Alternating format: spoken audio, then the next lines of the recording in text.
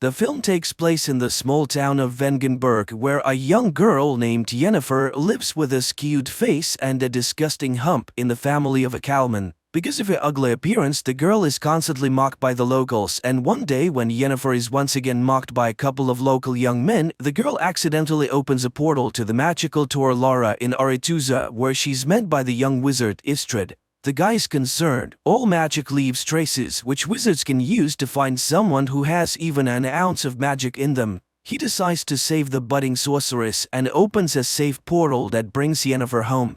Time later, a beautiful and wealthy lady arrives at the farm of the girl's father to buy a pig. But upon seeing the girl, she expresses a desire to buy her too. And the father, who does not hide his disgust for his daughter, sells her for half the price of the animal, despite the pleas of her mother, who recognizes the lady as a witch. So Yennefer finds herself in the magical school of the enchantress Tissaia of Rees, where several girls are already studying. At first, Yennefer takes the separation from home hard, and how low her father judged her. She even tried to commit suicide, but when classes begin, she discovers that the young wizard was right. It was her inadvertent wizardry that caused the wave and caught the attention of the school's rector, the wizardess Tissaia. The girls who study at the school have also distinguished themselves with the same unique skills. Soon Tissaia holds the first test. The girls must lift a stone and a flower without touching them, and using a spell. Everyone more or less manages to cope with the task, but Yennefer fails. The girl stubbornly tries again and again until Tissaia stops her. Frustrated, Yennefer runs away.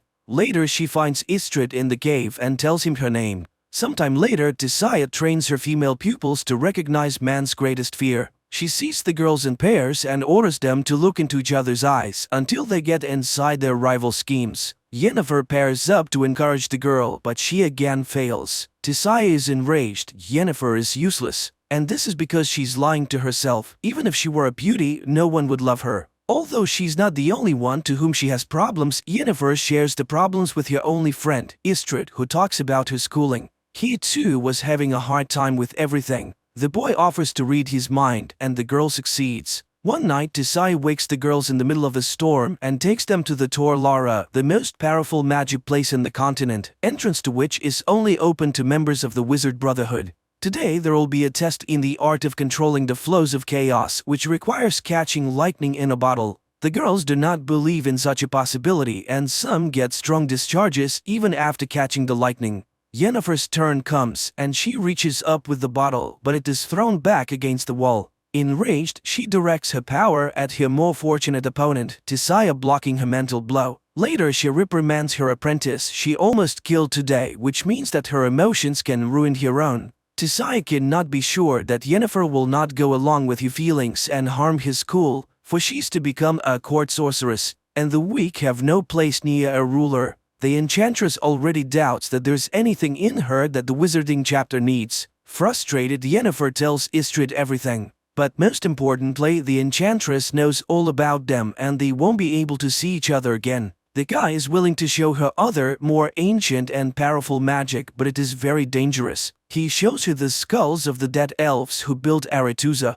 They were the first wizards of the continent, and they were the ones who built all the magical places. But humans came to the continent and slaughtered them. Istrid gives her a flower that can only grow where the elder blood rests and reads a spell, which by repeating it the girl opens a portal. The astonished wizard does not understand how she managed to do it the first time, and Yennefer confesses that her real father was a half-elf who died in the purge. It was his blood that made her ugly. The boy kisses Yennefer and confesses his love. Later, she shows Tissaia the flower. It turns out that this was her assignment, to get the plant by applying the skills of false emotion. Yennefer hopes to be elevated. The enchantress promises that she will soon hear a knock and know when it is time. Meanwhile, Istrid is also reporting to his mentor Strigobor about what he has learned about the girl. One night, Yennefer hears a knock at her neighbor's door and, taking the flower, goes after them. She peeks out as Tissaia turns the four of them into eels. The enchantress knows the girl is here and orders her to come out and push her former fellow students into the water. They are now the conduits of magic for Aretuza. Yennefer performs this and then sees many silhouettes of former schoolmates in the water. Time passes. Yennefer enjoys a love affair with Istrid, applying what she has learned to enhance the effect of intimacy. Thus, one day she created a whole crowd that watched her intimacy and then rewarded the lovers with applause. The guy is amazed at her imagination. What will she come up with next time? So the day of the final rite is approaching, after which they will be masters of their own destiny. Yennefer dreams of graduating from Aretuza and returning to her native Aedirn as a powerful sorceress to show her longtime abusers and her father what she's been able to achieve. In addition, all Aretuza graduates are perfected before being sent to the different kingdoms. All physical defects are removed, which awaits Yennefer as well. The wizard in charge shows her his work, the flawless beauty of the graduates, and promises her an equally wonderful result. He suggests making her color and noble but strong gray. Tisai, on the other hand, teaches her to look in the mirror and see what Yennefer herself wants. She orders the girl to close her eyes and imagine the most powerful woman in the world. Yennefer complies with the order but does not yet see the promised beauty.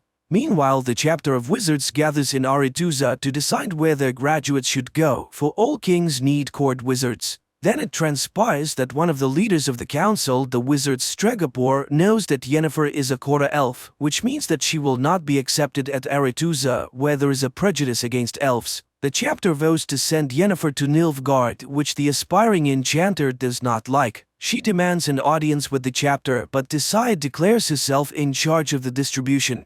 Yennefer is beside herself. She has no intention of wasting her life serving the king of a small southern kingdom and a lover of women. The tutor reminds her of the elven blood, and the girl understands how Stregobor knew about it. The initiation ceremony begins, which Yennefer does not attend. Worried, Istrid finds her behind a letter to her father asking him to confirm that she's his own daughter. The boy does not believe that this letter can convince the chapter. But the girl simply does not know what to do, for even if Istrid disproves his words about her origins, no one will believe him anymore. The enchanter is frustrated. He didn't know why Stregobor needed this information, and she has already missed all the initiation spells. Istrid suggests that she should go with him, for he has been offered to become an explorer. They can travel the continent and discover the unknowable. But unexpectedly, the girl cruelly ridicules his plan. She's not going to dig through the dust of the ages at all, and these are his dreams and intentions, and her opinion, as always, he does not even ask. Istrid is shocked. Yennefer is not at all what he thought she was, and he expresses his opinion that she's angry because she missed her chance to find beauty. But a girl needs power, and she didn't experience so much hardship studying at the magic school for nothing. Yennefer runs to the enchanter, who is in charge of perfection, and demands to show her art. Not even the lack of a potion to dull the terrible pain that accompanies the transformation process stops her. As the magician begins the process, Yennefer asks for her eyes and the cut marks on her hands as a reminder of her former weakness. And the wizard informs her that every magic has a price. Having been reborn, she will not be able to walk. But the girl agrees to everything, even to the removal of her womb necessary for a complete transformation. The magician reads spells, and the girl screams in terrible pain and rips the chains with which she was tied to the table. Her spine straightens, her entire body seems to melt and shift from one form to another. Finally, writhing in pain, Yennefer loses consciousness. Meanwhile, in the main hall of Aretuza, the initiation ball continues. Suddenly, Tisai sees a door opening in which stands an unusually beautiful girl with violet eyes. She realizes that Yennefer has disobeyed her orders and hurries to take her away. But it is too late. The Aedirn ruler has already noticed the beauty. He invites her to a dance where he expresses his desire to see her as court wizard in his kingdom. Tisai has to retreat and only watch the dance of the king and the enchantress from afar. Directed based on a series of books by Sapkowski, The Witcher is quite curious, fascinating and vivid. The atmosphere of magic, the world of monsters and steel swords transferred quite well, so the adventures of the female protagonist will be even more exciting in the next episodes.